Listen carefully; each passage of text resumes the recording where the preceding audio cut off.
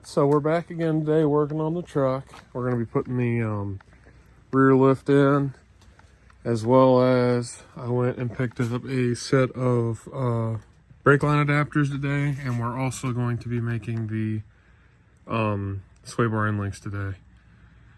So I don't know what all that's going to entail. I don't know if I need to drop the sway bar below the tie rod, so I'll put a couple of spacers under there and push the sway bar down, or if I can maybe just tilt the sway bar up and get it to go down to that hole. But we'll have to see on that. It's pretty close, and you want your sway bar as flat as possible, so we're gonna have to see. But yeah, today we are going to be installing these. Forgot what the name is of the company that makes them, but we're going to be installing a set of these. So instead of your leaf spring shackle sitting on the truck like this takes and flips it over and pushes it down. So yeah, I'm going to get the rear shackles pulled off, and then we'll start cutting out the old rivets and then put these on. So obviously we're taking these out. Number one, get you a jack, get it up, get your weight off your rear end, secure with jack stands. And we'll get started on this. You just undo, I already got the bolt off that one. Undo that bolt, pull it out, do the same thing on the other side, and then you can let the suspension sag to where this bolt will go up above the frame. Take these two bolts out on each side, and then we can start 4 on each side. We got to do, you got to grind them and then punch them out with a hole punch. I got the shackles out, and all we're doing, like I said, is grinding these 4 holes down. Grab you a punch gun or any way you can, get these punched out. We'll drop these out and then slap this bracket right in there on top of it. So for reference, your hole is basically in the exact same spot. It's just now you're running your shackle down instead of up. So that's where your lift's coming from in the rear. But yeah, get your grinder, get them buzzed out. I'll be able to do these 3 with the truck sitting on the jack stands, but I'm gonna have to jack it up to do that last one. Otherwise I'm gonna get into the leaf spring eyelet. So, and that's what they look like done. I gotta tighten them up still, but that's what they look like. Look really good.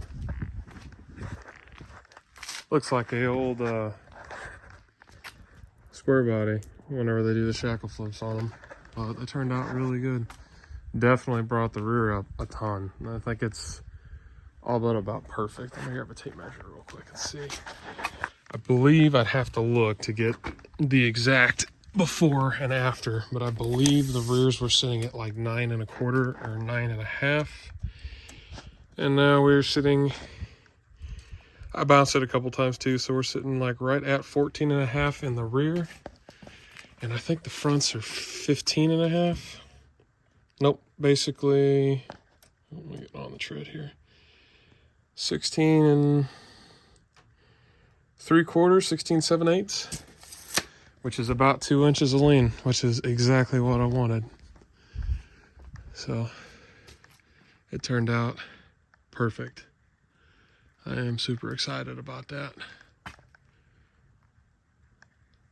That's what it looks like done. Turned out really good.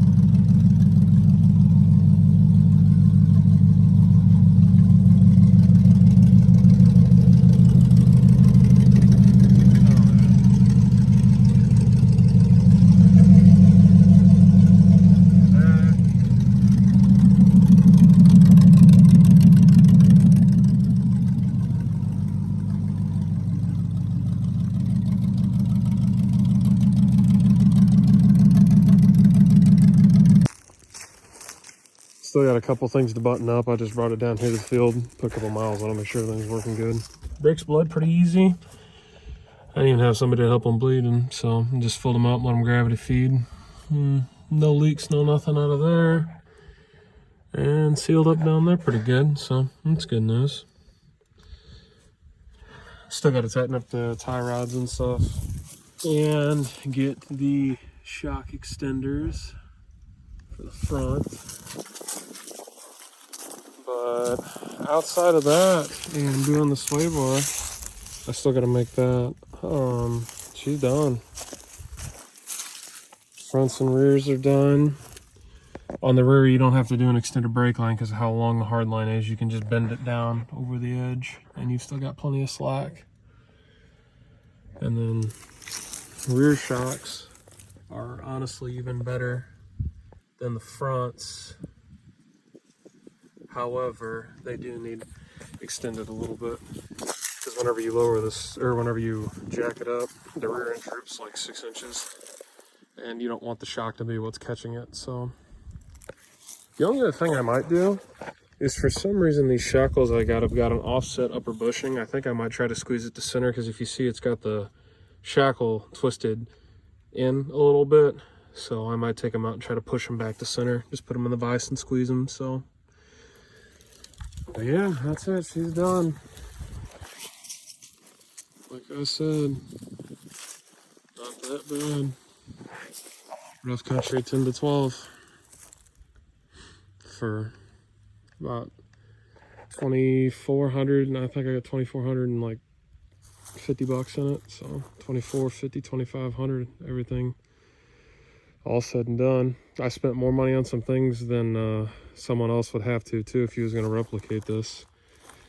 Namely, the biggest thing being the spindles. I've seen the spindles for as cheap as 200 bucks. I spent 400, so there's a couple $100 right there you could spend. Yeah, pretty awesome though.